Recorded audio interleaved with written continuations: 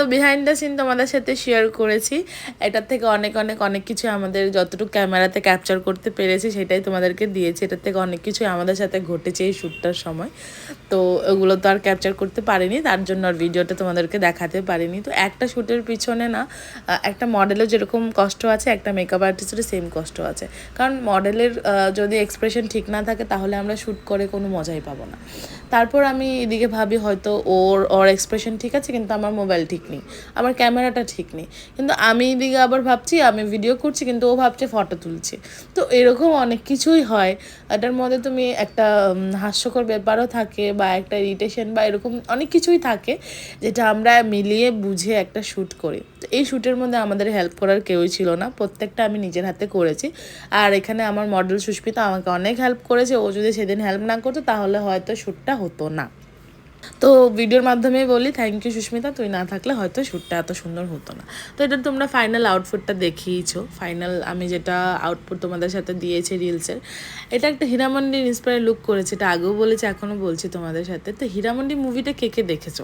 আমি কিন্তু দেখেছি শুধু ওই লুকসগুলো ক্যাপচার করার জন্য, যে একজন এক একটা ড্রেস পরেছে, লুকসগুলো ভীষণ দারুণ। আর মানে ওটা যদি তুমি দেখো ওটার জন্যই কিন্তু আমি মুভিটা দেখছি। আর মুভিটা দেখে একটা জিনিসই বুঝতে পারলাম যে ভালোবাসার কোনো দাম নেই, আগের দিনও ছিল না তাই এখনের দিনেও নেই। তো যাই হোক, এখানে আমি এত কিছু বলতে বলতে কিন্তু আমার মেকআপটা কমপ্লিট হয়ে গেল। আর কী কী প্রোডাক্ট ইউজ করেছি তোমাদের সাথে শেয়ার করেছি।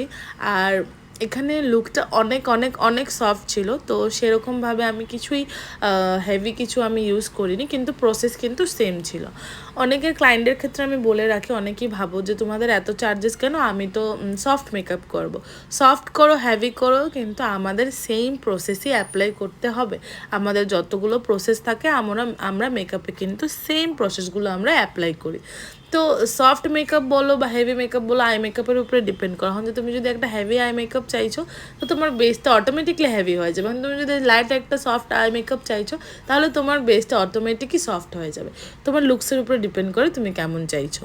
তো এখানে আই মেকআপটা আমি রিল পোস্ট করেছি, তোমরা গিয়ে দেখে নিও যারা যারা দেখোনি। তো এখানে ওর ফাইনাল লুক তোমাদের সাথে শেয়ার করেছি, কেমন লাগলো জানিও। একটা লাইক করে দিও, একটা শেয়ার করে দিও। অনেক কষ্ট হয়েছে কিন্তু এই শ্যুটটা করতে। তোমাদের থেকে শুধু একটা লাইক আর একটা কমেন্টই চাইছি, বেশি কিছু চাইছি না। তো পারলে একটা লাইক করে দিও আর কমেন্ট করে দিও। আর ওর ফুল লুকটা তোমাদের কেমন লেগেছে আমাকে কমেন্টে জানিও।